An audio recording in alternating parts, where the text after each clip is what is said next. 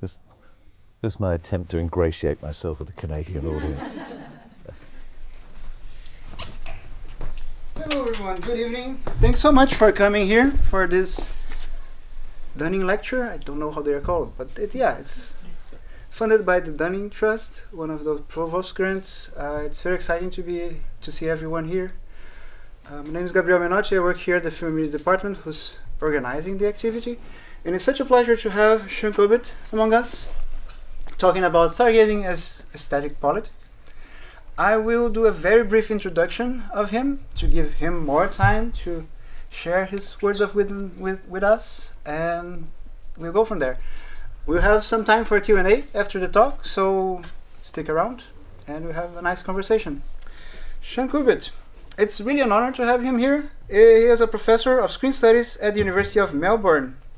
Publications include The Cinema Effect, Ecomedia, The Practice of Light, Finite Media, Environmental Implications of Digital Technologies, Anecdotal Evidence, and 2 volumes of a projected trilogy on aesthetic politics, Truth and Good.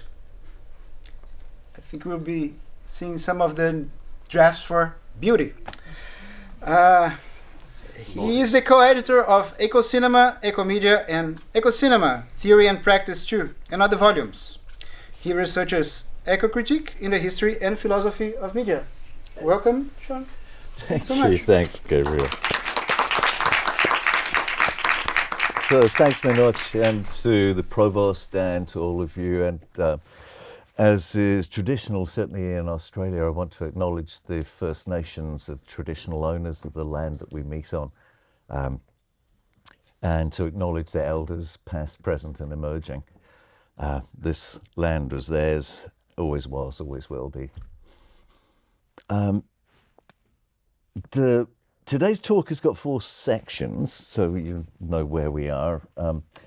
Abject, object, subject, and project. Now, in the first verse of Genesis, the earth was without form and void, matter without shape. God separates things. On the 6th and final day of creation, he tells his last creation, man, have dominion over the fish of the sea and over the fowl of the air and over every living thing that moveth upon the earth. So form begins in division and it ends in hierarchy.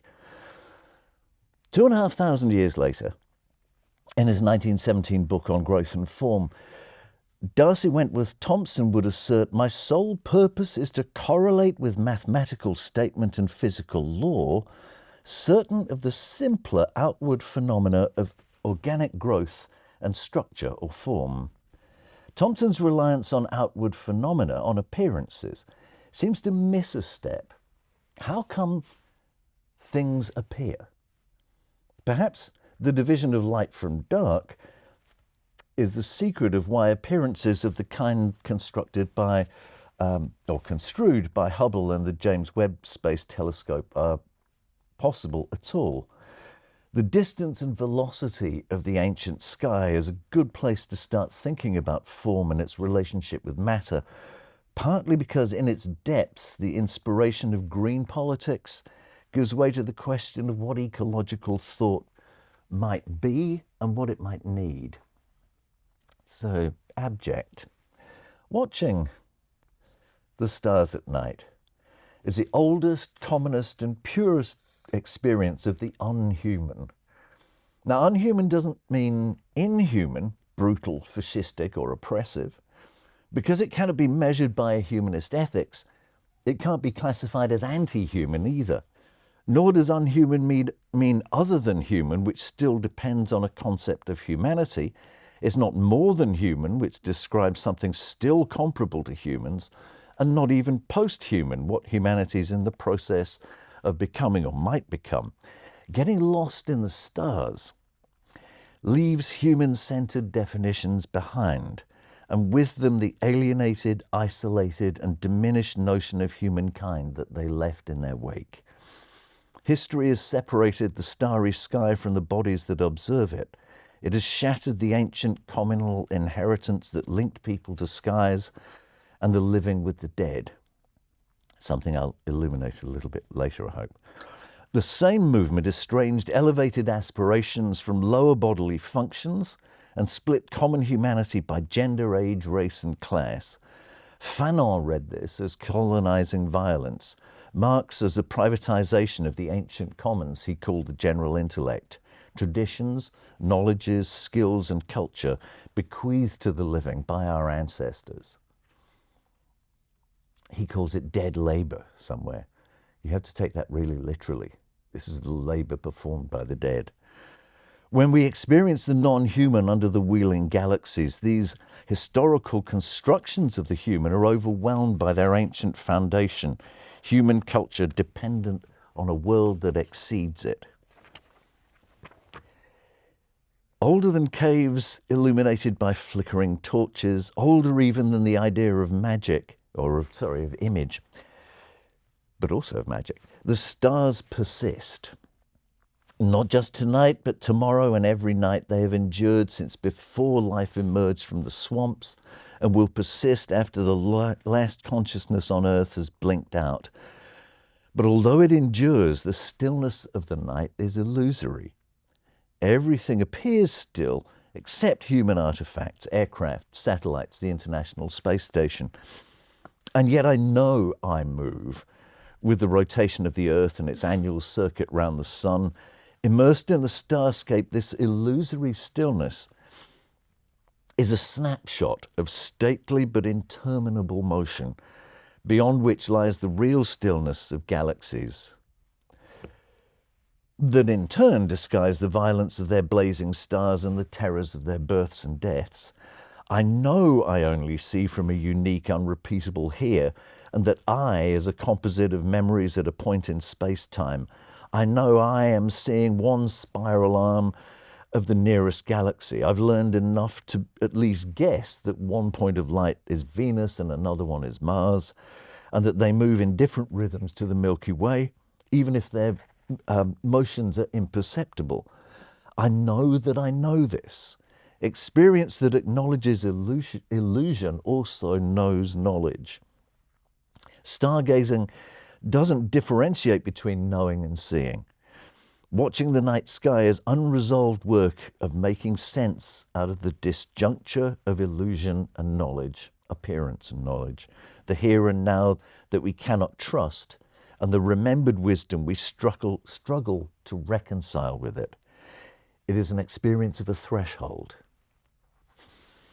So we can extract two moments of stargazing from this account.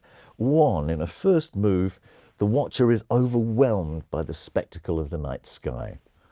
And in a second, the watcher tries to make sense of the spectacle. Now, the Enlightenment philosopher Immanuel Kant believed that reason would rescue the floundering spirit from its awe at the immensity of nature. Reason was to accomplish this feat with the aid of ideas, not just tools like telescopes. Ideas have to be made with inherited techniques in the same way that telescopes do. Language is an ancient social technology. The same is true of logic, mathematics, and astronomy. Perhaps the oldest knowledge of them all, tied to biorhythms, migrations, weather, and fertility. Scientific astronomy is an attempt to gather the uniqueness of this night's wonder into replicable orders of knowledge. In this sense, it continues the work of myth. Because the here and now and the accumulated past are as unreconcilable as appearance of stillness and knowledge of movement, there's a third moment of stargazing. Between the watcher and the spectacle lies a border between reality and illusion. These three phases of observing express an ongoing struggle to square the circle of the ego dissolving into the sky and attempting to master itself and the world that it experiences. This unfinished strife of mastery and disappearance continually redefines the I between dominating and dominated in the experience of the night sky. Now, these three phases of observing express an ongoing struggle to square the circle of the ego dissolving into the sky, etc. I is continually redefined in this unfinished strife of mastery and disappearance. At once synthesis and alienation, gazing up at the night sky, mortals observe not only the stars, but their own capacity to observe the cosmos beyond themselves, combined with the inward implosion of the cosmos looking back. Stargazing is at once introjection and projection, introjecting the ecological spectacle that precedes and exceeds every rationalization, and at the same time projecting ancient and modern myths in an effort to control, externalize, and enclose spectacle and subjectivity at a harsh yet uncertain border between illusion and reality. These unresolved contradictions generate this fourth and final movement. Stargazing inherits the obligation to make sense of how ecological and cultural agencies interact.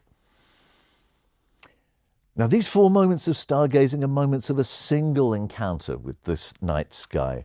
Without the first 3, the fourth just doesn't come around.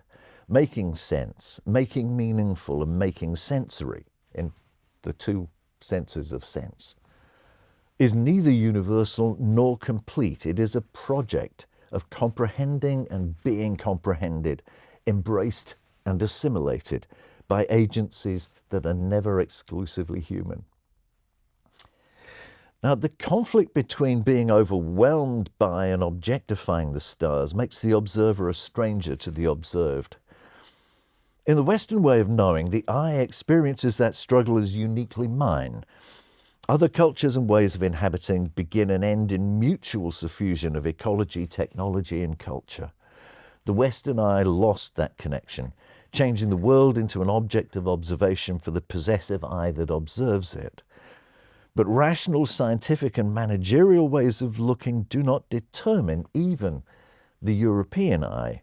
Watching the night sky, I not only takes possession of the universe as its object, it is still intimidated by the immensity of cultural history and cosmic space. Contemplating the stars ought to weave subject and object together, but because it overwhelms the point perspective we Europeans use to establish scale, the spectacle of the night encourages the fragile, possessive ego to collapse.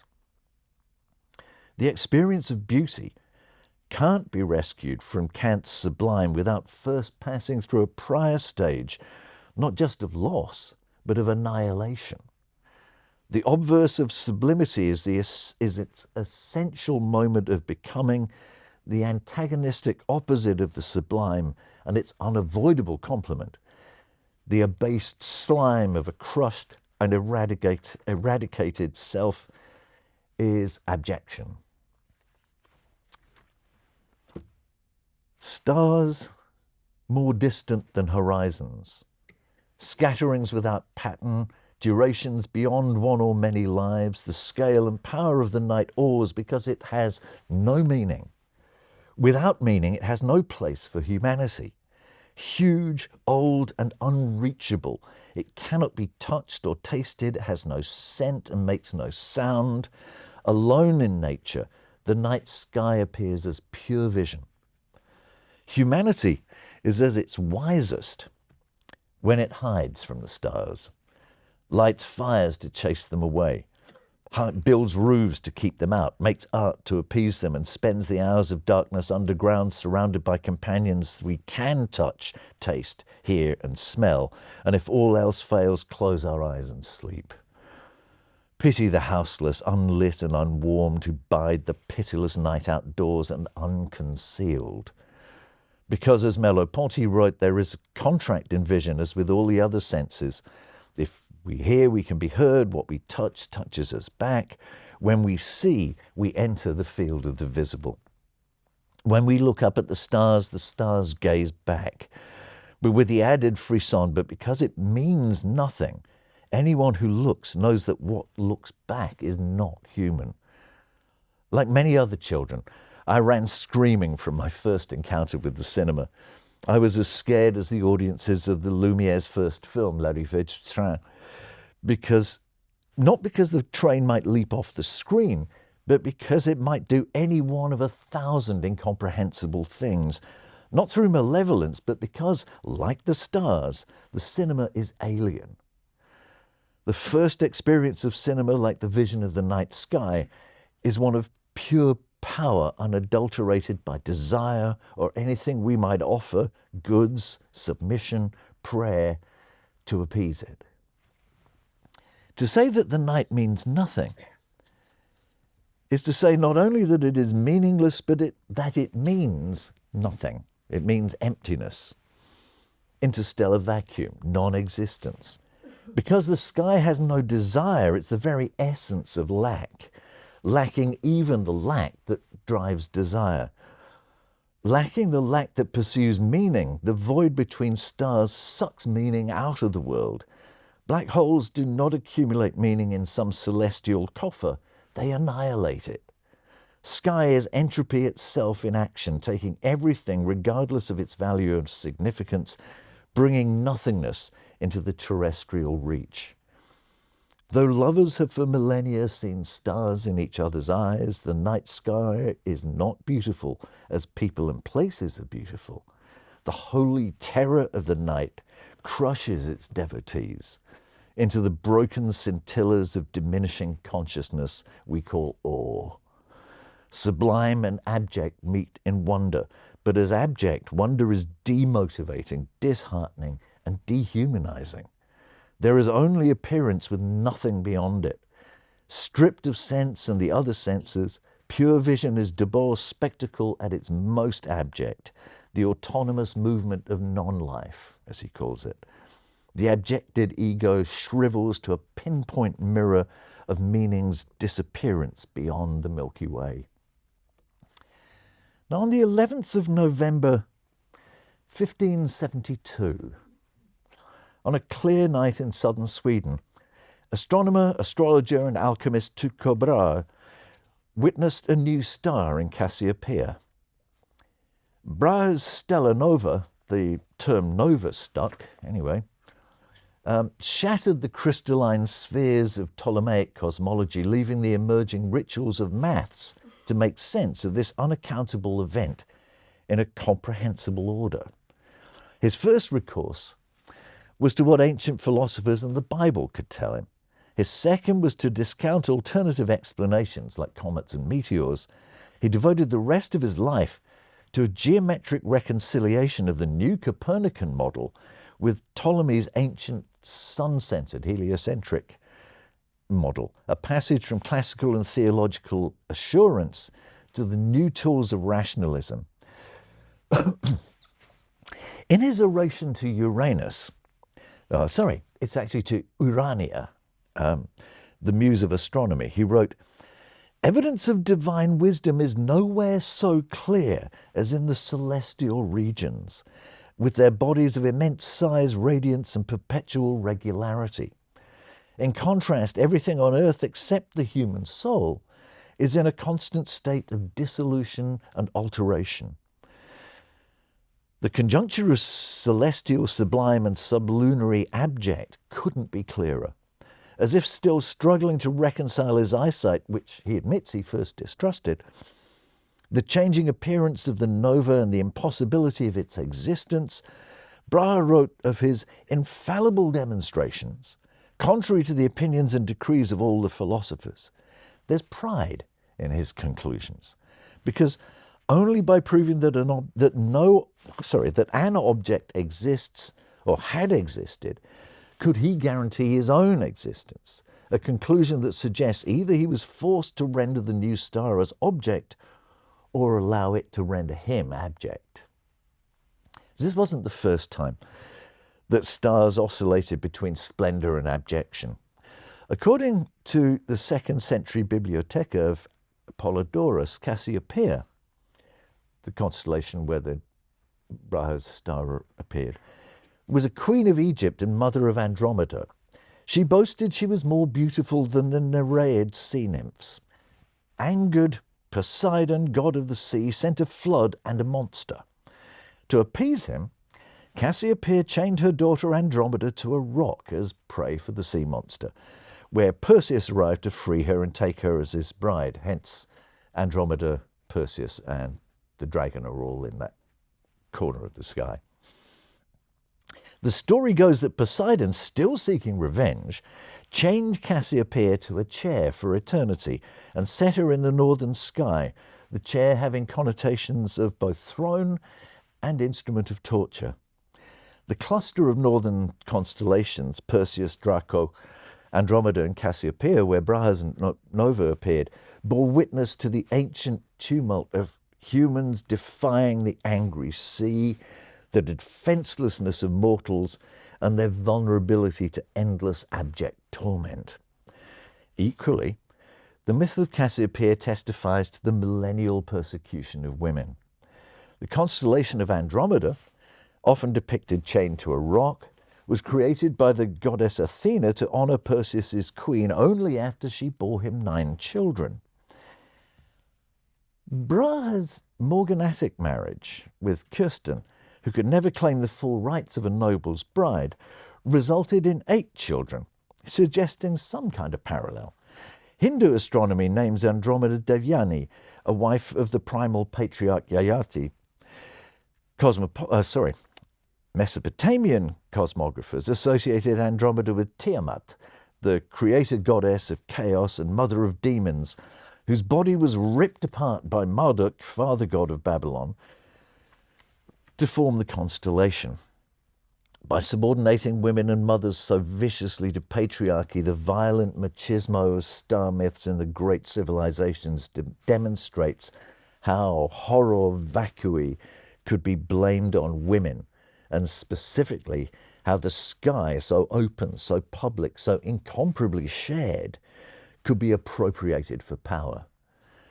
The night sky, shared with every living thing, including oceans and planetary geology, all of which respond to cosmic gravitic waves, is the epitome of the commons. That commons became at the dawn of history the void that narratives of oppression sought to quell, from ancient legends through Brahe's geometry to the masculinizing profession of astronomy today. Science is a revolt against abjection. Ends the first part. So, 2, on to object. The god of winds and thunder, Tafirimatea, furious that his siblings had torn his father Ranginui in the sky apart from Earth's mother Papanuku, tore out his own eyes, which became Matariki, eyes of the god, in the constellation Taurus, which for Maori is Ranginui's chest. Every June and July, when the Pleiades rise over the northern horizon, the season changes and the year is reborn. Matariki, the festival of the Pleiades rising, presages fertility in Hawaii, and in Aotearoa, time to recall ancestors and prepare ground for planting. Knowledge about the stars creates meaning, but it doesn't reduce meaning to a single thought. Matariki's passage above and below the horizon marks time, shaping the vast and patternless extent of the night sky, and gives movements of galaxies a regularity that be counted on, mapping the sky for oceanic navigation, for example, and announcing seasons for fishing and planting. Polynesia embraces the lunar calendar. The moon is all the evidence needed to prove celestial times have their analogues among the living, estrus, and for ocean dwellers, tides. Alongside the bloody invasions and structural terror of colonialism, Adorno stressed that art repressed nature and natural beauty in favour of the dignity and freedom that humans claimed, raising them above other animals and reducing their others to, at best, instruments of human interests, or at worst, the trampled discard of everything they desired to rise above. Now, Tetsuo's assault on the moon in Otomo's manga of Akira, its new asteroid belt graphically echoing other spiraling motifs throughout the manga, is such an artwork of creative destruction. Adorno witnessed with horror how the reification of relations between humans would contaminate all experience.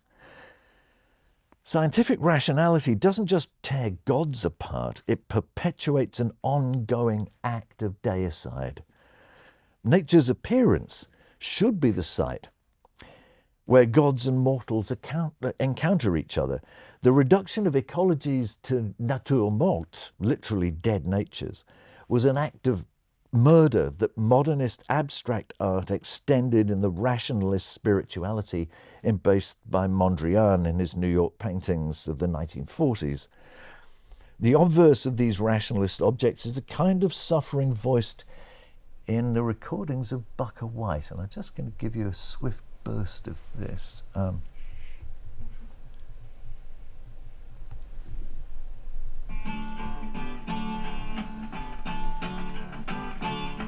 Good, give me light this morning down on Parchment Farm.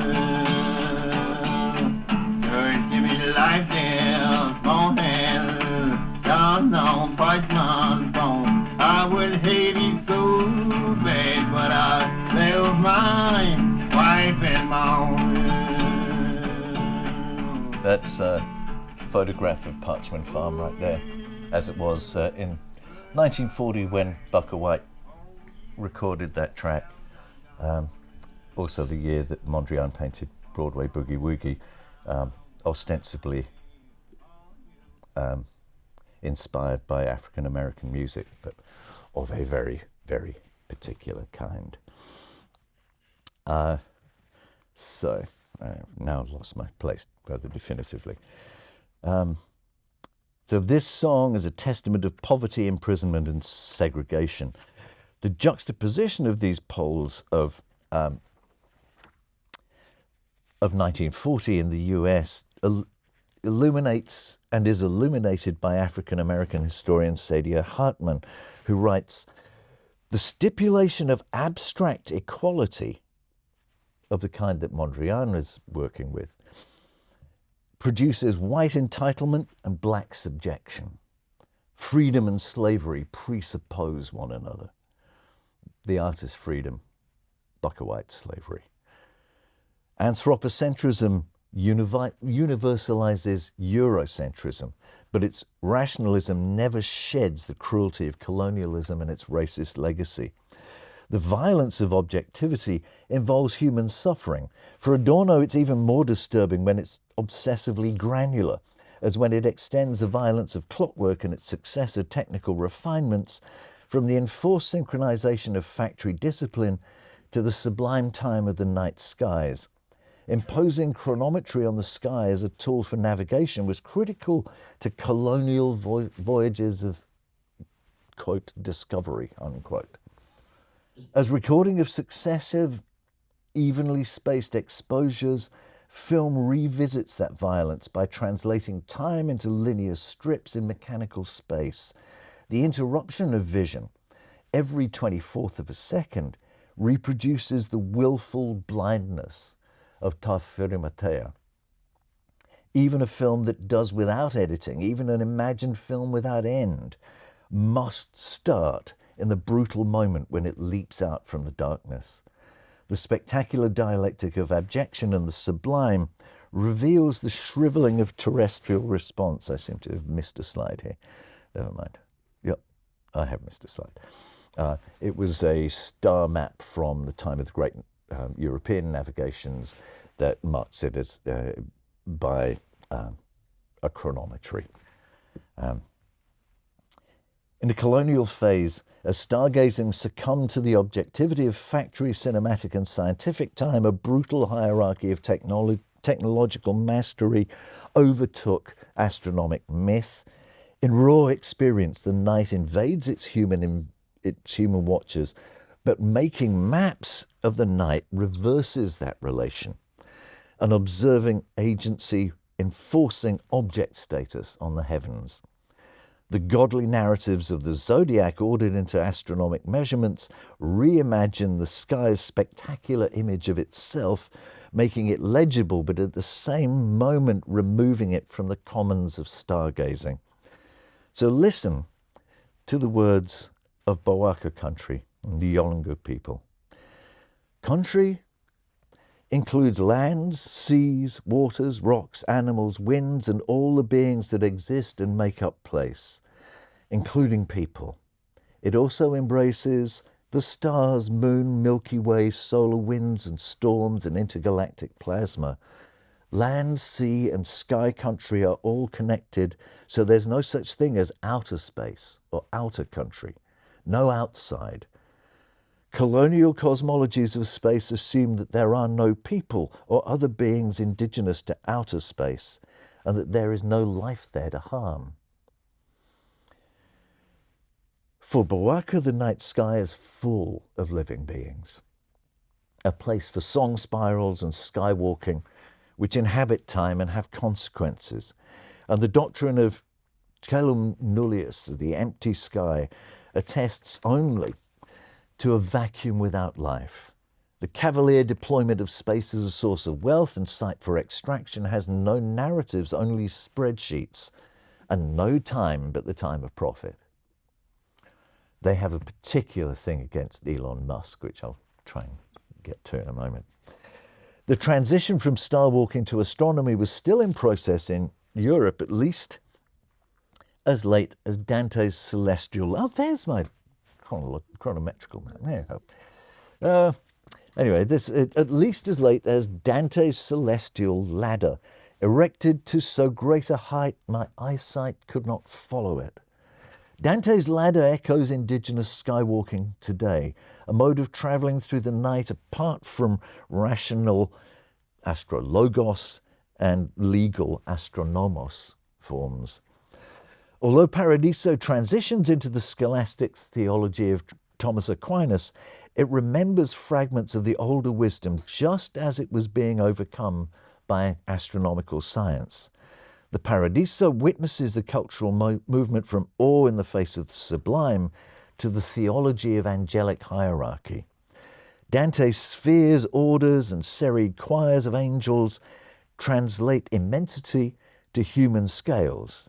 He transforms the time of travelling into the space of eternity, mapping the 7 days of the Holy Week onto biblical creation, and both onto the duration of a lifespan. Dante's Empyrean was eternal, but his experience of it was mortal. Dante calls vision la mia luce, the light of my eyes. Crystal orbs admiring the crystalline sphere, exquisitely matched to the light proceeding from heaven, in a state of equilibration between a perfect object and the intellect, as Umberto Eco has it. Subsequent Western sciences, we know, dismisses that kind of equilibration in favour of the immortality of its own knowledge. Eurocentric astronomy after Dante is total and totalitarian, its laws overwhelming alternative aesthetic and sensory practices. A scientific object, the night sky rejects the expanded consciousness of language, story, and myth. Dante's monotheistic theology prepared the way for secular absolute knowledge built on maths, geometry, and logic. So when Dante's Queen of the Sciences, that's Urania in the sigil there, when the Queen of the Sciences replaced Dante's King of Heaven, ancestral language, story, and myth began their long descent towards commodified pragmatic tools. Dante could still greet ancestors and converse with them until his guide through the first part of the Commedia, the pagan poet Virgil, excluded from beatitude because he was not a Christian, handed on the guiding job to Beatrice at the gates to the earthly paradise. Science no longer invites the tools and techniques it inherits from the past generations into dialogue. Mediated by instruments divorced from their ancestral heritage, the night is stripped of its appearance. Astronomy condenses imperceptible dimensions and phenomena of space, time, and gravity into essences determining a real otherwise than what can be seen or sensed. In place of Aquinas' harmony of object and subject, the scientific imagination imposes its logos on its objects. If they are to be scientifically significant, objects must pass through science's editorial filter that selects, frames, and abstracts the essential from the sensory. At the expense of myth, the scientific imagination imposes truth statements that are as performative as a judge saying, "I find you guilty." The explanatory power of the law of gravity is no greater than that of the saga of Matariki, but tales of gods do not exclude science, while science excludes gods. Scientific media are no longer mirrors of the night, but assert recurring performative principles like the law of gravity. Limiting the meaningless abjection of the night with its formula, scientific observation turns mystery into objects. For science, even uniquely self-identical events as fleeting as the passage of an exoplanet in front of its star only implies that a hidden solution is waiting to be exposed. Alone or in company, mortals can still revel in the immensity of the night as mythic medium connecting living and dead, mortals and gods. Astronomy reifies the alien night. So this is the constellation Taurus, as mapped by contemporary astronomy. It shrivels the eyes of the god to remote globes of thermonuclear fire, objectifying even the categorically incomprehensible through enslaved ancestral optics, like the telescope. Images of stars acquire scientific significance even if they signify no more than the inexplicable boundary between scientific import and the meaninglessness of whatever is contained within the boundary of the image. Science's stars are empty signifiers, guaranteeing the system it has for producing meaning. The vast machinery of astronomy's terrestrial, orbital, and deep space missions imposes layers of consolidated ancestral knowledge and skills on the ancestral stargazing that every campfire recalls, only to reveal how both serve the same purpose, to make night habitable. Objectification wants to overcome mystery, but instead throws another veil over it, destroying the mystery without explaining it. An algorithm seated on the throne of meaning. This, in Camus' sense, is the absurdity of science. Objectification wants to overcome mystery, but instead it throws another veil over it, producing not reality, but symbols. So objectivity produces symbols, not reality, which it may have done already in the cave paintings of Lascaux around 15,000 BCE. Just above, I'm quoting Nicholas Campion here, just above the neck of the largest of the aurochs, which has a length of 5.5 metre, are 6 spots. You should be able to see them over the shoulder up there. These are very likely the 6 most visible stars of the Pleiades, the star cluster which tradition later attached to the shoulder of Taurus the bull, while further dots on the bull's face will be the Hyades, included in modern readings of Taurus. Not every objectification of the sky ossifies it into an assemblage of things, or reduces the observer to a thing among other things. The Goldilocks enigma, how come we live in a cosmos that's neither too hot nor too cold to support life, readmits randomness, even though pinned to the singular oddity of life.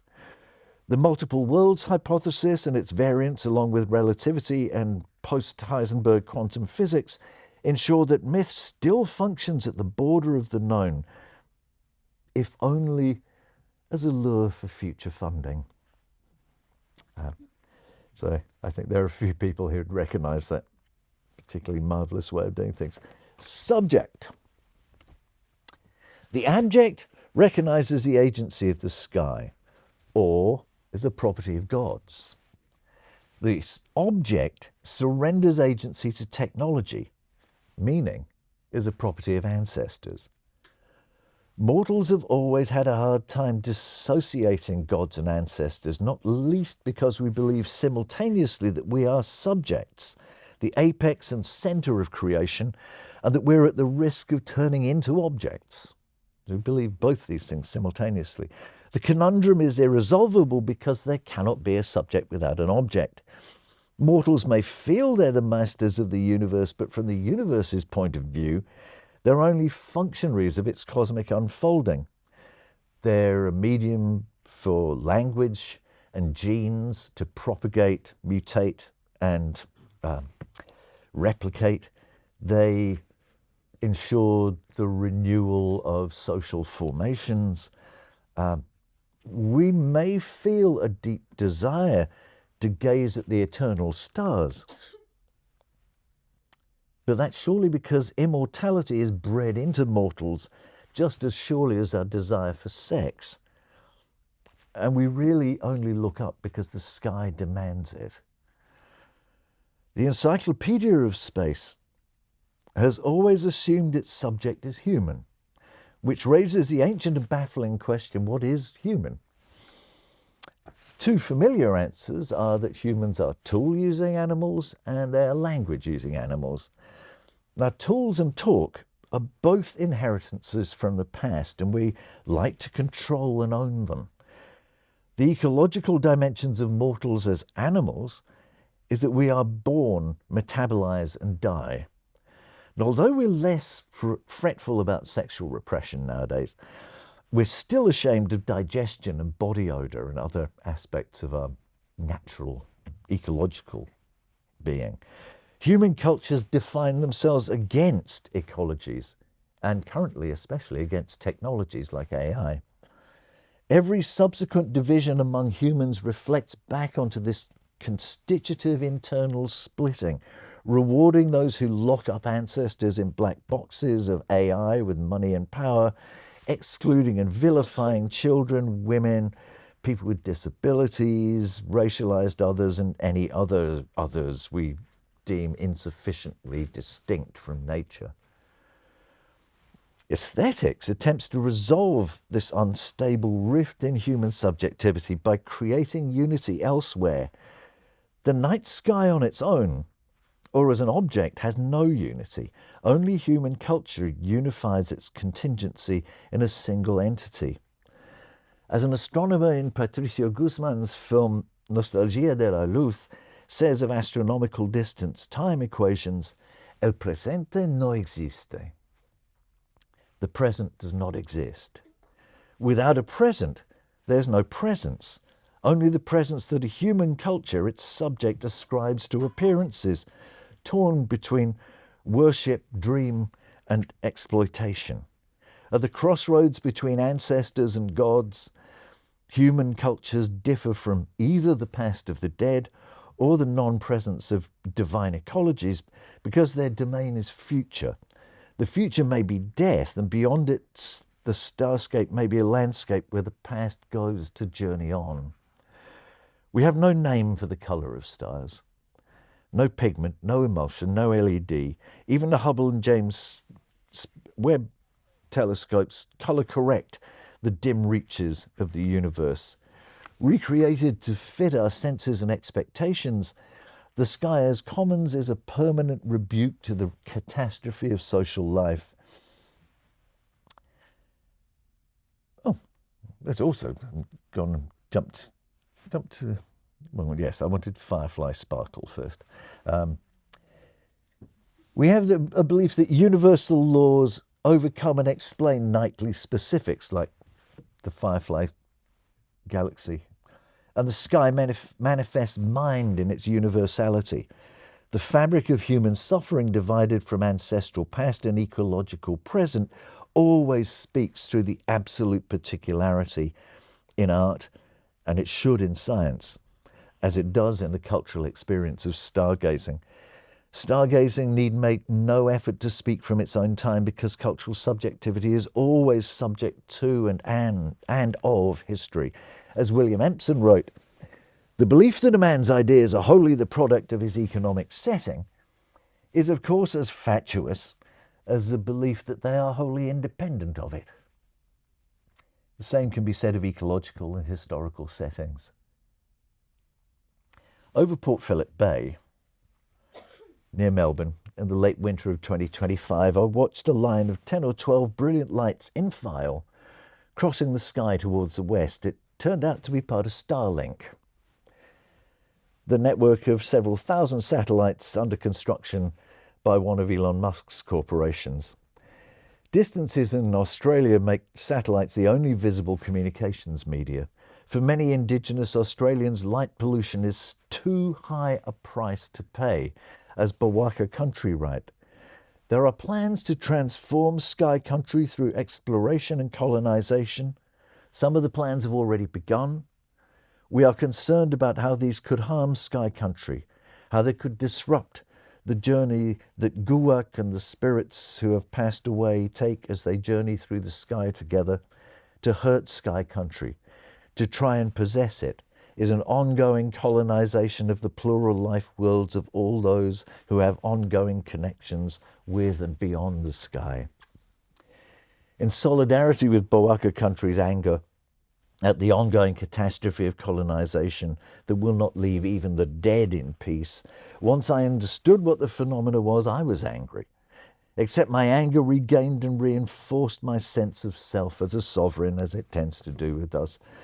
At first driven out by the meaningless violence of Musk's artifact, forced to retreat into pre- or non-conscious reaction, I was subject, in the bad sense of subjection, to the power of another. The imposition of subjection, anger and fear by cyborg corporations means there's no single moment when we apprehend the abject experience of night, an objective experience of knowledge, along with the subjective yearning for something more. Now, although there's no single instant when we take in the whole sky as subjects, and the abject experience of awe, and this objective experience of science, we nonetheless never escape them. We might feel that subjective experience belongs to an individual divorced from and contemplating an object.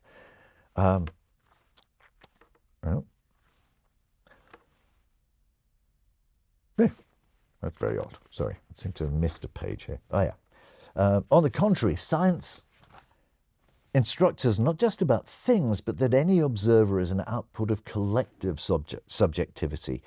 I, as the Romance languages have it, is both us and otherwise. Nous autres, noi altri, nosotros. We is another. The subjectivity of art is not true, not truth.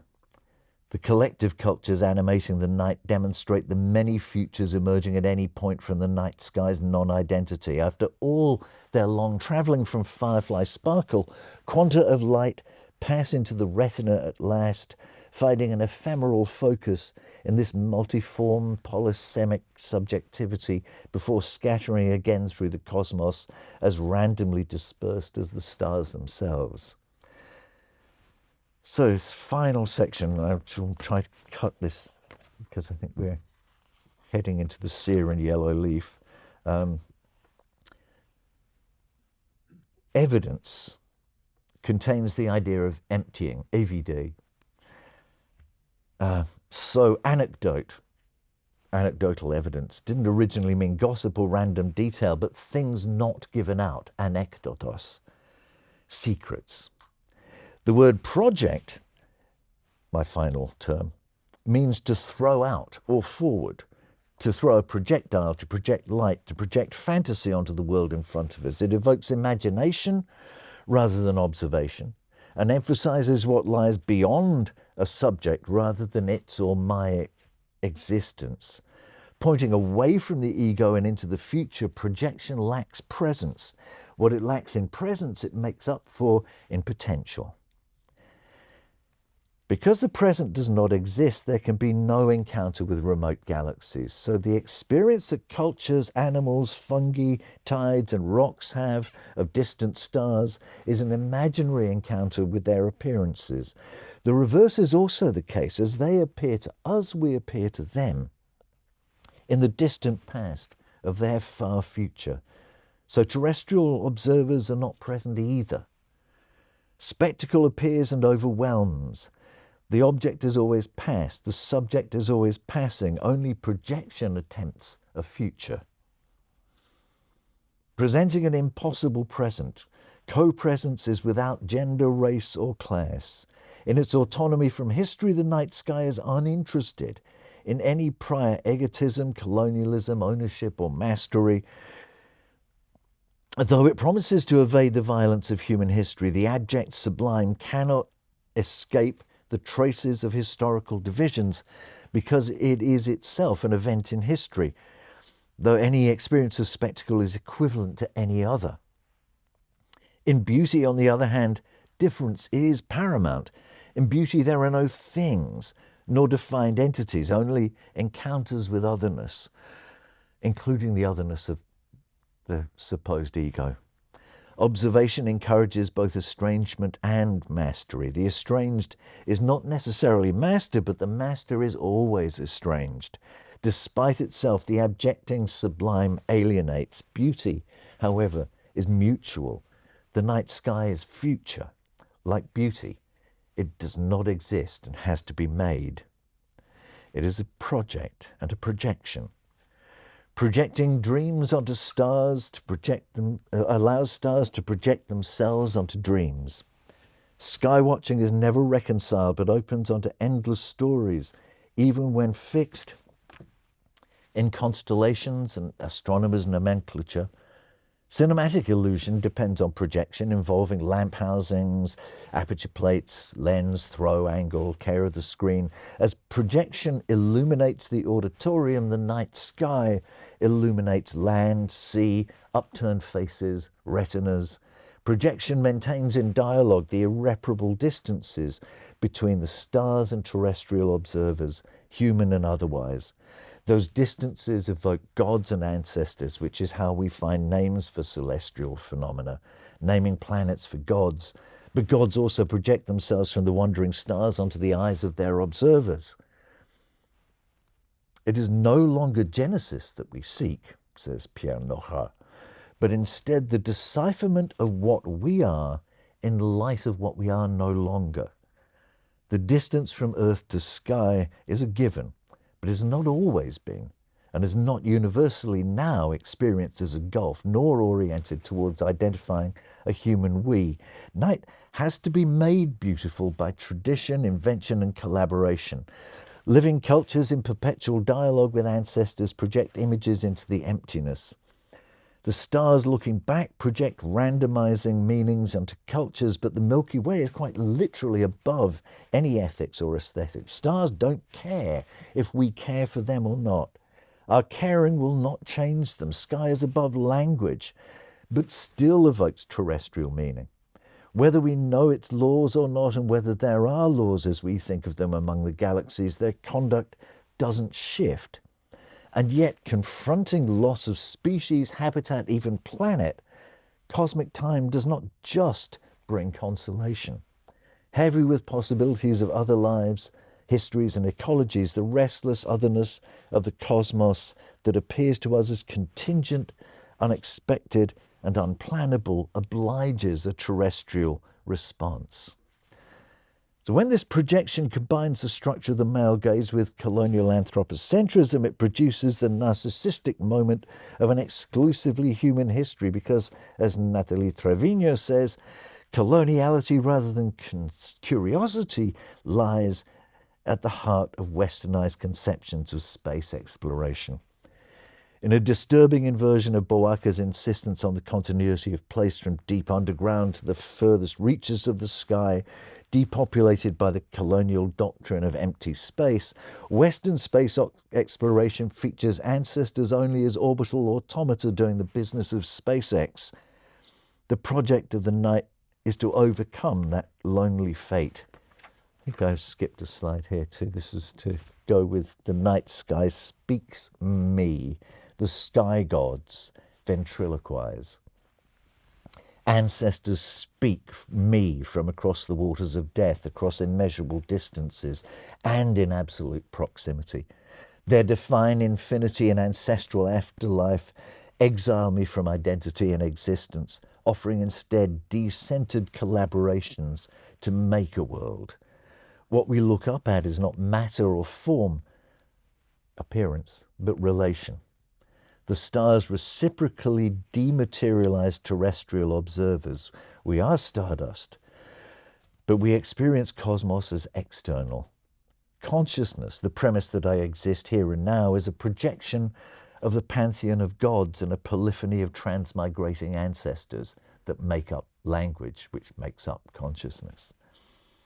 When this projection combines the structure of the male gaze with anthropocentrism to be this and to be everything, it produces a narcissistic moment of an exclusively human history.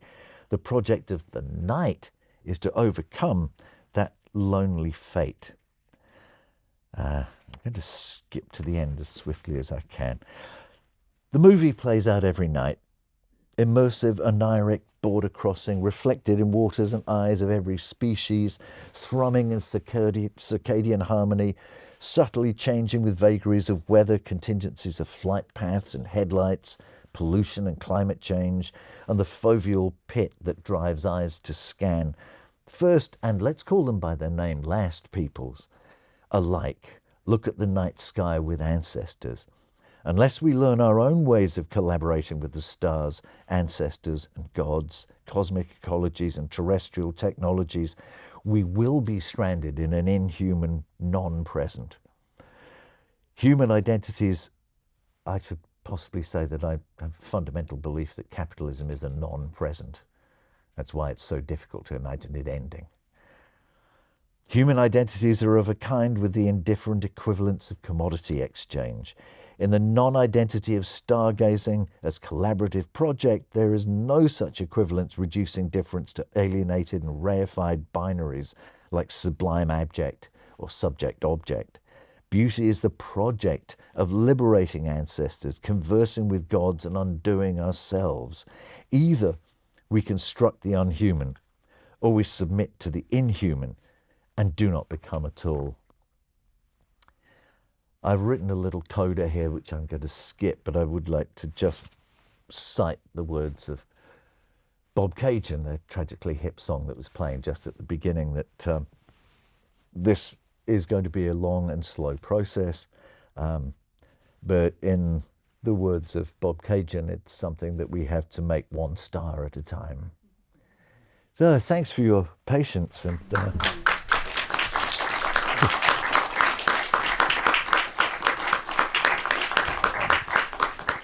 j'aurais dû dire que, comme vous pouvez vous renseigner, je ne parle que très mal français, fait que j'ai tenu mon discours en anglais. Mais si vous voulez poser des questions ou faire des commentaires en français, je ferai de mon mieux pour me débrouiller. Bon, so, questions, comments, moments of strange gossip. That was a lot. That was quite a tour de force. Thanks so much. Amazing. I don't even know what to say. There's so many things to talk about. But the connection between, I guess, constellations and the object was quite striking since the beginning. And one thing that stuck with me, perhaps because we can nowadays perhaps see a return of this kind of object in this popularization of cosmic horror, perhaps, and I think that you can also see a lot of it in popular media. I got thinking about Remembrance of Earth by Xin Liu, Three Body Problem, and how there is this kind of superation of a kind of overcoming of a sort of narcissism by a sort of sacrifice, a weird sacrifice of the whole humanity. And then there's pluribus now as well, that there is a sort of kind of stars gazing back and doing more than that. And there's the, what's the word that you used? The intrusion, invasion? I wasn't listening. Invasion is too alien coded. But anyway, if you have considered how this return of the abject through these figures in popular media play within this idea of stargazing. Yeah, it is. It's quite striking how the science fiction that I fell in love with as a kid, it was kind of Ray Bradbury and that sort of era, was, in retrospect, very innocent. And a lot of the contemporary works, I was thinking of things like James A. Corey's series that also has been turned into a TV series that Abaddon's Gate and Caliban's War and so forth. And they are full of really, really gross, nasty stuff. The enemy is a proto-molecule that does weird shit to human bodies. So there is that kind of strand in contemporary science fiction, the ones that win prizes and get turned into Netflix series, that is really distressing.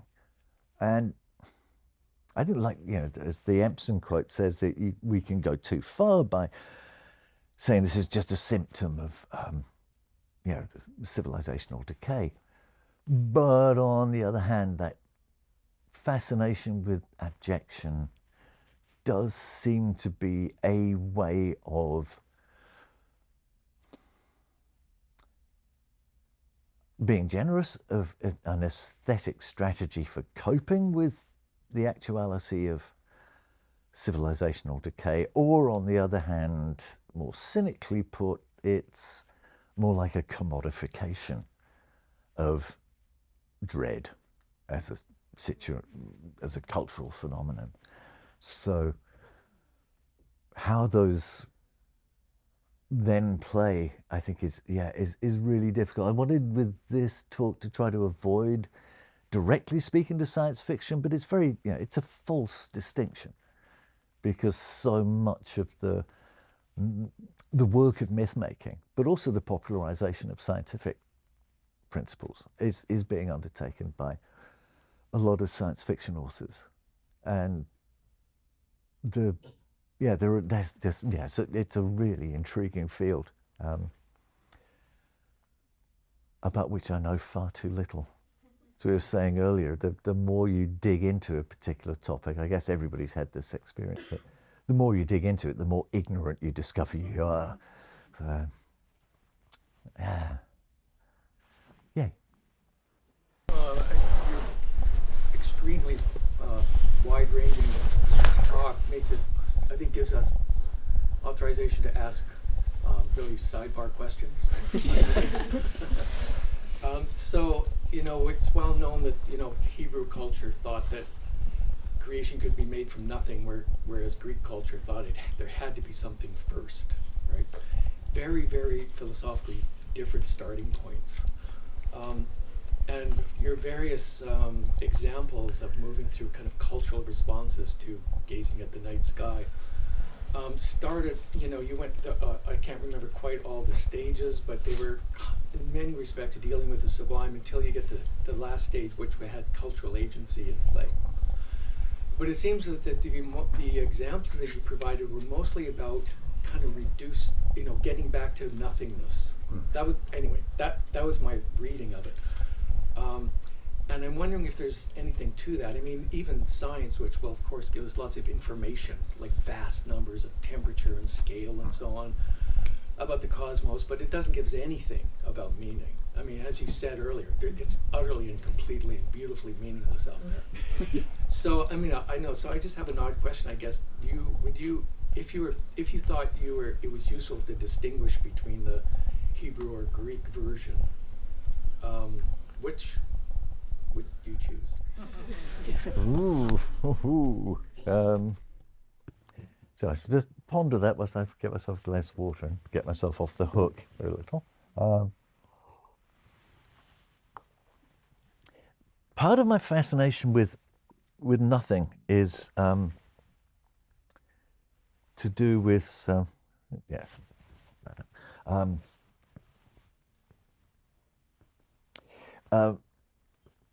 I think it's Frege's definition of zero, where he says anything that exists is equivalent to itself, is identical to itself. But zero does not exist, therefore I define zero as the non-identical. So that principle of non-identity seems to be a really important one, because then between Frege and then his kind of reworking of Euler's principle, it becomes clear that zero is a component of absolutely every other number. So every number can be passed as 0 plus 1, 0 plus 2, etc. So there's that sense that there is fundamental non-identity that seems to me a really intriguing part of trying to understand a culture which is so profoundly based on zeros and ones. So that's one part of it. The second is and I talked very little really about Eastern philosophies, but for both Taoism and certain forms of Buddhism, the empty is a really significant category, and that I find amazingly attractive as a concept. So I guess that will put me in the Hebrew camp. But the other thing I think that is really important is about the catastrophic nature of finance capital, specifically as it's emerged in the wake of the 2008 financial crisis, or as it revealed itself, I guess, in the 2008 financial crisis, where the principle of accumulation, which we'd always believed meant that a lot of wealth and value just accumulated in the hands of, the 2,174 billionaires who just had lots of stuff, isn't actually the case. They don't have a lot of stuff. They obviously do have a lot of stuff, but they don't have that much stuff. Now, if you've got $1 trillion, there isn't enough on the planet for you to buy. So there isn't the value. There's nothing that is wealth. So where does the money go? Well, it vanishes. Basically, it goes back into the black hole of finance. And that really fascinates me. That I don't think this is a metaphor. I think this is the actuality of what occurs with money under finance, advanced finance capital, in after, say, Black Scholes, the key algorithm for finance capital at the moment. And which operates also really intriguingly on improbabilities. So it's no longer a matter of risk management, it's actually of taking risks, because only the improbable is a really reliable source of wealth under Black Scholes. So with all those things going on, I think the attempt to try to place the principle of void or nothingness is kind of hemmed around with a whole circle of, broadly speaking, contemporary ways of understanding that make it feasible for me, at least, to organize thoughts around them. It's sort of gravity well, I suppose. And you were very kind there. I think the phrase you were perhaps looking for was a jack of all trades and a master of none. So there is always a deep risk of metaphors taking control, rather than a kind of causal map. But on the other hand, the causal maps are not madly trustworthy either. So that's not an answer, it's a prevarication, really. Yeah. Sorry.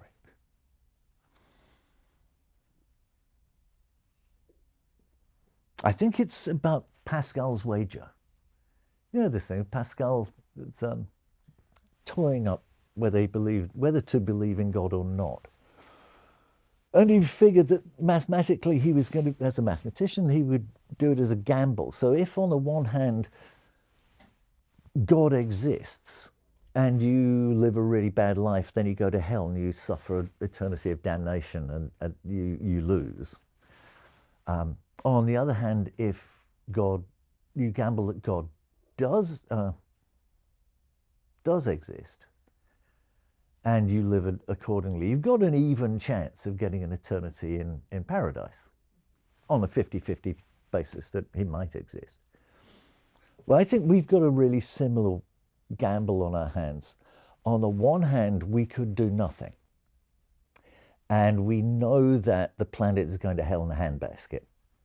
And that if we don't do much for another 15, 20 years, then there's going to be, within your lifetimes, there will be a God Almighty reckoning, and the place will be. I think William Burroughs' expression comes into play. The whole fucking shithouse is about to go up. Or we could gamble on the other side. Now, one of the problems about that is that we've kept our ancestors locked up in black boxes for so many hundreds of years. There is every opportunity that they are completely insane, that they will be vindictive, murderous, and all the things we fear most in the science fictional domain about the technologies that we have been so savagely repressing. Well, it's an even 50-50 gamble. But one of them we are certain to be destroyed, and the other we might be. And I would recommend we go on the might be side of that. So in that sense, I think I'm a Greek. But then that's, the principles that I grew up with, and that's a kind of academic Marxist, I suppose, is dialectical. So you can always get off the hook by saying yes and instead of either or. Cheap, but it works every time.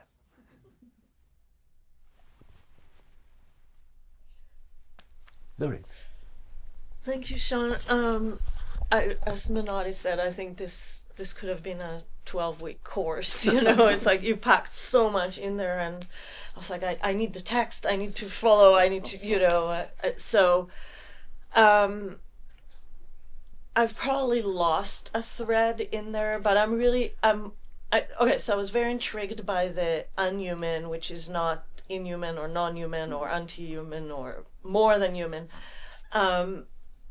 And it really worked when you were talking about the object. But I'm not so sure it works, or maybe I'm missing something when we go into the object and the subject and the project, because all of those, so as you pointed out, so much rely on human projects, right? Whether it's science that objectifies, or so can you bring us back there? Because it was so, that kind of moment of sidestepping our own position when we're faced with this enormity, right? It was so, there was such an opening there, and then I was hoping to see that come through. Yeah. I think it's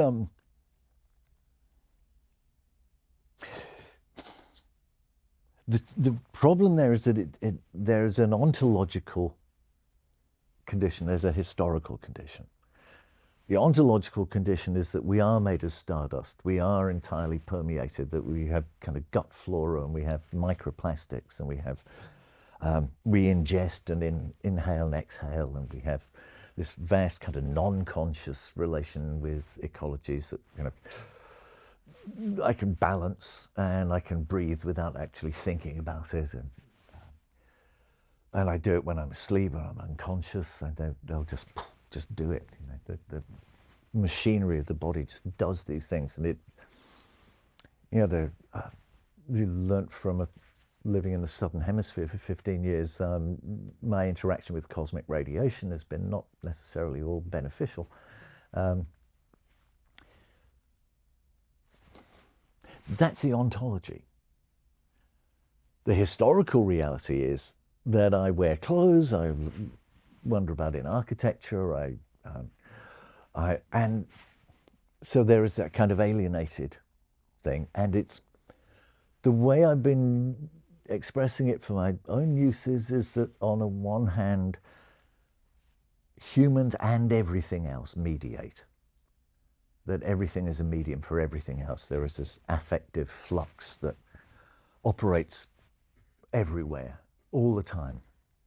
But historically speaking, in a number of phases that I'm particularly interested in, really in the modern period, but they start with the enclosure of common land from about the 11th to 16th century in Europe, and then are used as the principle for colonization and the expropriation of common lands, the failure to recognize nomadism as a mode of inhabiting, etc. The enclosure of the intellectual commons that begins with the Statute of Anne in the 18th century, early 18th century, and then is consolidated in particular in the Copyright Acts in the 1830s in Victorian Britain, which established the principle that a corporation can own intellectual property as a legal person, and the whole notion of a legal person is invented for intellectual property. Now that is such an obvious contradiction in terms. Intellect and property, just, they don't belong in a phrase together, but that is the basis of, all our disputes about LLMs at the moment. Do I own something about my writing? If I can, whenever I can, I publish open access like many people, because I don't believe that. I didn't invent the English language. If anything, it invented me. And my only task is to bring it into a focus and let it fly out in another set of directions. So, but historically, I'm still in the position where I have to function as an author. So every now and then I have to sign a contract and put a date on it, say, I hereby grant so-and-so rights to publish or to freely use. So there's a historical condition which I would call communication. So on the one hand, there's the ontology of mediating, but on the other, there's this historical eventuality of communication, which has a much longer history, but I think is a really significant part of what I put right at the beginning, the idea that we would move from separating things into hierarchical organizations.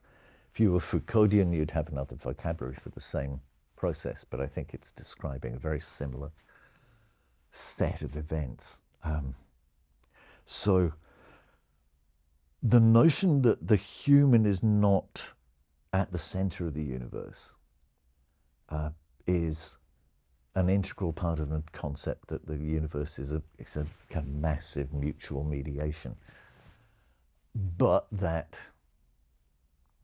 for historical reasons we are no longer actually inhabiting that ontology.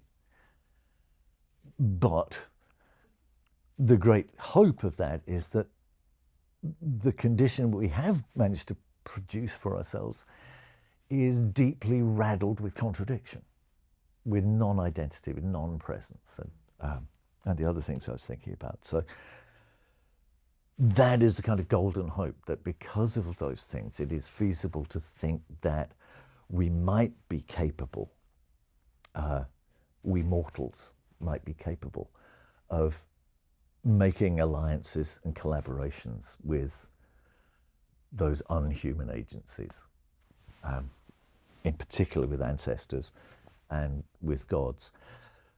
I think those terms possibly, I think ancestors is probably more literal. Gods is perhaps a little more metaphorical in the sense that it just helps me to think.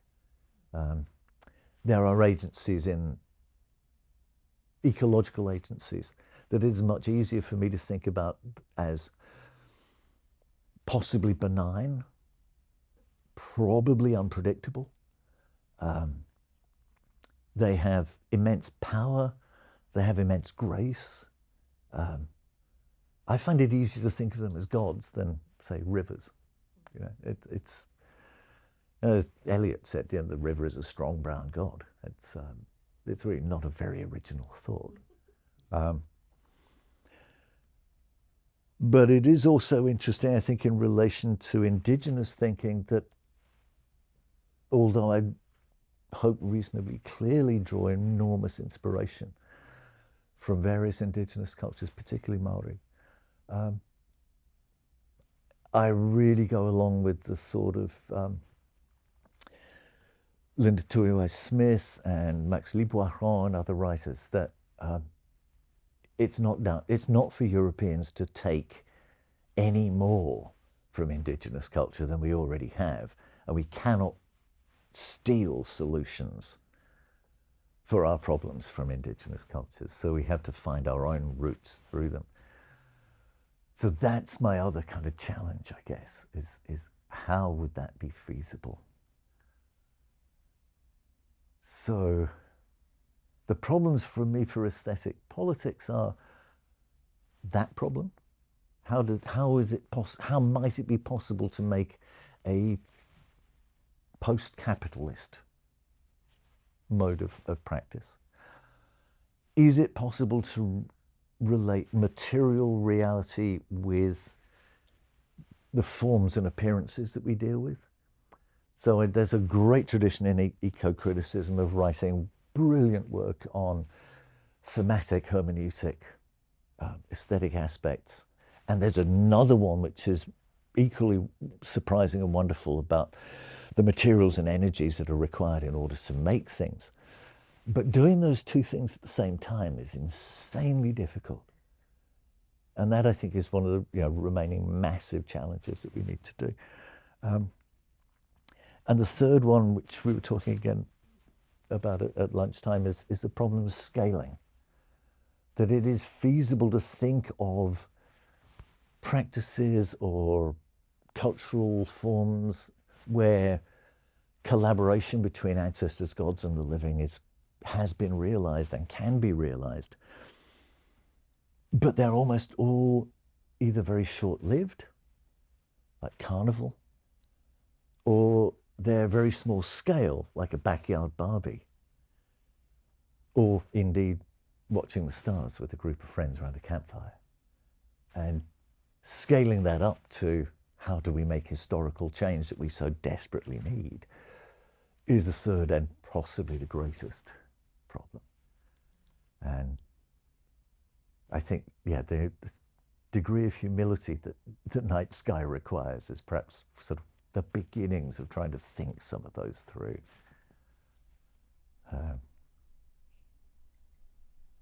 Again, not an answer, I'm afraid. But Hi. Yeah. Hi. I'm trying to put my thoughts together. Thank you so much for that constellation of ideas you placed there, pun intended. I'm thinking of an anecdote which I would like to convert into a question. So I'm from India, and every morning my mother is asked by my house help to read this particular section of the newspaper which has her astrology written on it. And that really makes me think about our place in the world, the meanings we project onto stars, and how the subject and the object of the signs and the let me gather my thoughts as I'm speaking. Moving beyond the subject and the object, how we project, right? So my question to you is this idea of cross-cultural projection of how astronomy kind of came to astrology rather came to become this cross-cultural commons for people, because it's very strange to see the 12 zodiacs all across the world kind of be very common, and people kind of looking at themselves through that projection of meaning. So if you have any ideas on how astrology kind of plays into this larger scheme of things, that would be, what are your thoughts on it? I cited briefly there a writer called Nicholas Campion, and I recommend his writing. He's done some marvelous work on the history of astrology in particular. There's a book called The Great Year, which is a history of the concept of the Great Year from pretty much the caves, very, very early culture, from Stonehenge and early kind of astronomical platforms. And he looks very globally. There's Southeast Asia in particular is very interested in. So that would be one answer. The second would be, I'm really interested in etymology, which has also got a very bad history for, there have been a number of 20th century philosophers in particular who use etymology in some rather, let's say, inappropriate ways. But one of the words that I really love is consideration. My mother used to use this. She used to say, show some consideration. And she meant both empathy with other people, but also think about where you are and what you're doing. And use enough energy, but no more. And the etymology of the word is considera, with the stars. And I really love that as a way to think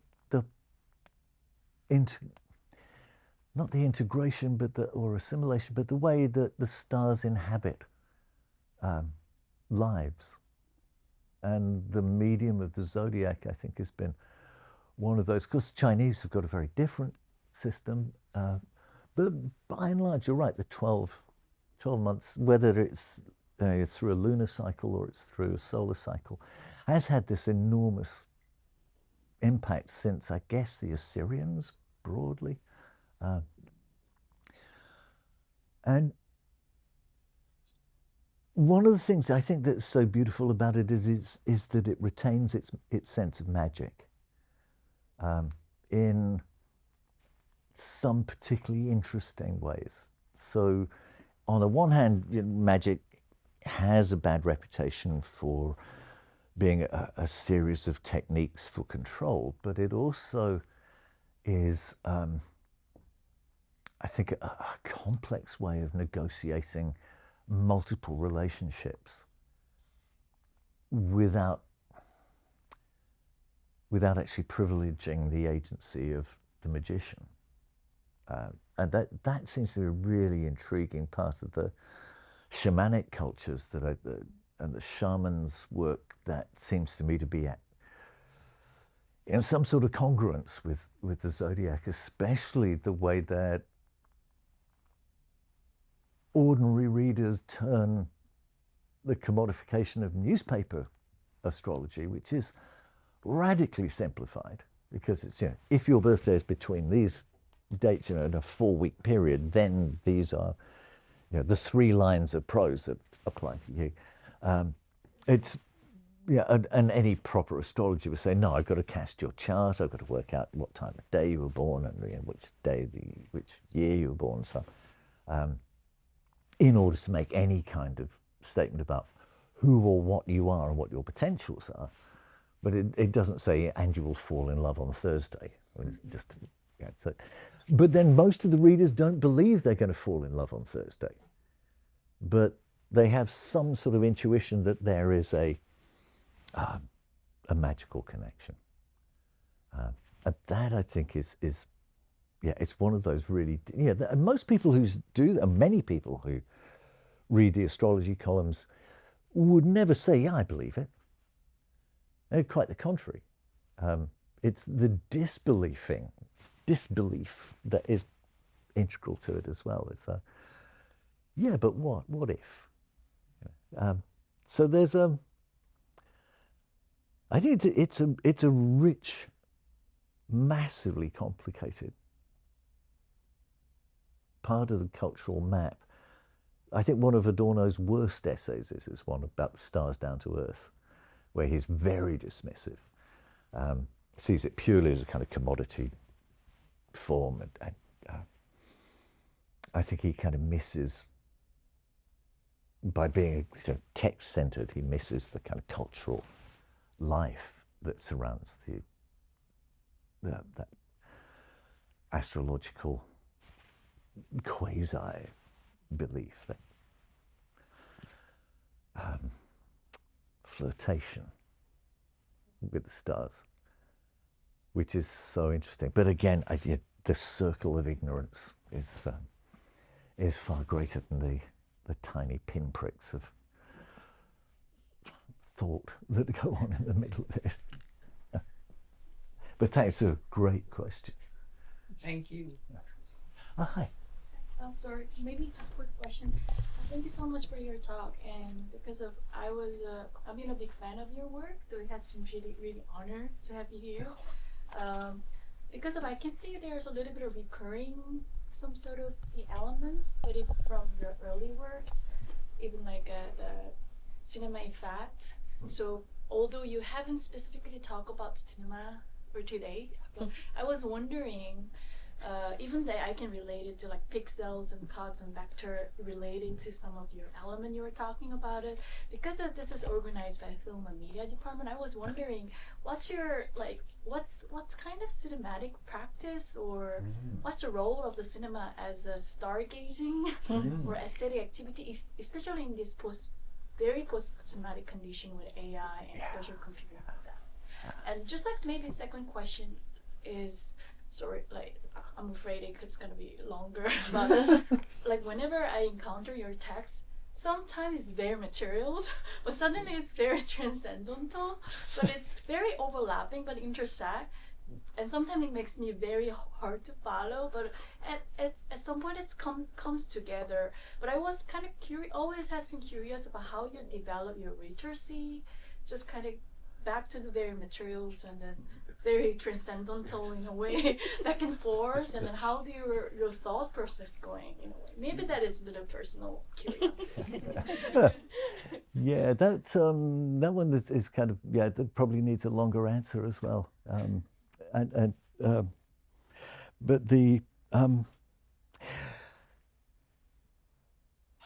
we've got a very restricted notion of the history of moving images. So I used to think that the oldest moving images were the ones in the caves. So there would, the images didn't move, but the people did. And you had a flickering torch and you would sort of wander through the cave and somebody would be saying, and here we've got the ox and here's the spearman and so forth. But that would be kind of, where cinema begins. And much more so than, say, Plato's Cave, which is a very cute story for what it does, but it's not talking about a cinematic experience. Now I'm getting more and more to the belief that it is actually looking at the stars. So that will make it an even older and less specifically human activity. Now, one of the things that's really intriguing about cinema, specifically about film, as opposed to video, is that for every 24th of a second, the room is plunged into darkness. And it's absolutely reliant on the carryover of your retinas, that you would carry the previous image into the next bit of light. So we don't tend to notice that 24th of a second gap. That means that we are unconscious. We are not conscious of ourselves and what our sight is doing for about half the duration of any given movie, which is a pretty scary thought. Or it may be rather illuminating.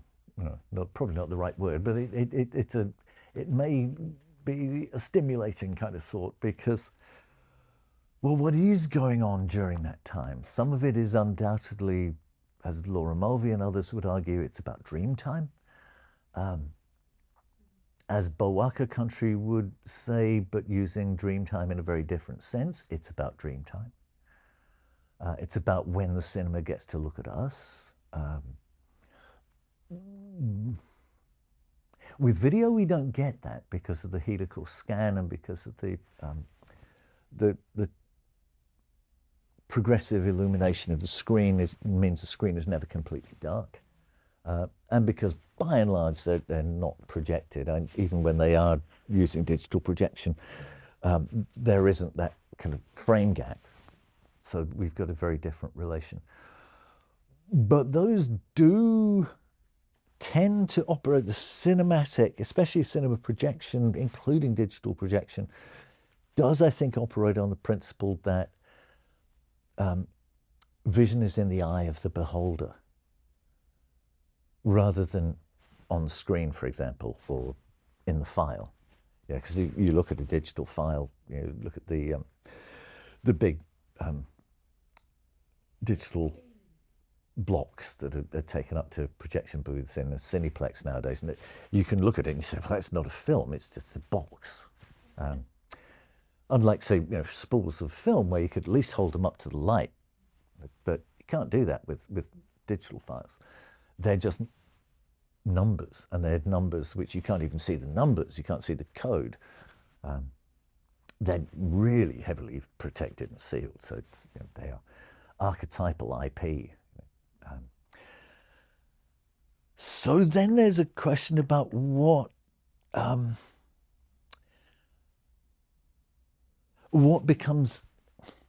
else is going on there. So part of it is that there is in varying ways, there are failed relationships between technologies and observers. And it's in those failures that a lot of the fascination of the moving image arises. So that, I think, is part of it. And part of it is also that it is kind of both Greek and Hebrew. It is both manifestly material. There are quanta of light flying to and fro. And at the same time, it is about the absence and lack and the non-responsiveness of the optical apparatus to certain things. I'm told the phi effect is not actually retinal, it's actually a neurological activity. When I wrote my stuff on the cinema effect, I thought, I'm going as far as the retina, I'm not going any further than that. This is kind of wormy stuff and too weird. So I just stuck with retinal retention, which is an inadequate description. But it does have certain kinds of, like a lot of discarded theories, it has a lot of kind of metaphorical truth, or it describes particular cultural moments. And that, I think, is part of the, what I find so fascinating about the night sky is that it is really hard to see it without these multiple layers. To realize, this, moving back to the Northern Hemisphere in the last few months, and Taurus has been gradually moving around the sky, so it's now sort of getting near the zenith and much clearer because of the time of year. Being able to see the Hyades really clearly has been wonderful, but also being able to see Elnath and the other kind of stars at the tips of the horns of Taurus. I think this is not like any bull I've ever seen. I live in the country, we have bulls all around us, but they don't have horns like this. These are horns like Minoan friezes. And it was only talking to Nick Campion that I realized, of course, they're not modern bulls. They're effectively extinct aurochs. And that's why the horns are so long, that this is a replication of an extinct animal, which is, it's just one of those wonderful moments you think there is something really profound about these things. Do you know that turmeric is extinct in the wild? I only found this out a week ago. It originated in Southeast Asia and it's dead. The only forms of haldi that are still produced are in human farms. It's domesticated, it's thoroughly domesticated. It's an extraordinary story. So the same with cattle, that, given the millions of cattle across Canada and the US, Europe, etc., the fact that their origins in the aurochs are extinct seems so, and yet there it is in the sky. As a permanent reminder, a permanent presence. That's And I think, yeah, that's wonderful. But as to writing, I first really started writing when I left grad school. I worked as a journalist on a listings magazine in London. And the very first day I got in, I started, I'd just been out to see some movies, came back into the office, started typing up my copy, and I was going, yeah, well, no, and I typed a bit and I pulled the paper out and threw it away. And my editor said, you haven't got time to think. You need to write. So just get the stuff out. You know, you've got this long to fill this many pages, and then we go to press. So you damn well do it or you're out of a job. And it's like, okay, yep, dismiss, yes, boss. And that's been a really powerful part of it. As a cultural journalist, you have to produce something original in most of your copy. You have a number of rules. You've got to be able to say, is it worth going to see? You've got to think about who's distributing it and where it's being shown, because you don't want to poison the audience for small distributors and small exhibitors. You need to put in stuff, because we were a left-wing paper, you need to put in kind of any necessary warnings. And you've only got 180 words to do this in, and they've got to be pumped out very quickly. So, but it also included getting something there original that wouldn't be in the rival papers. And that, I think, was the beginning of that kind of flicker effect between really concrete stuff and making highfalutin judgments about them. And it's just become an ingrained bad habit. But I'm too old to stop now. So, apologies for that. Everyone, sadly, this is all the time we have. Thanks so much for your interested audience, and Seán, for your interesting talk.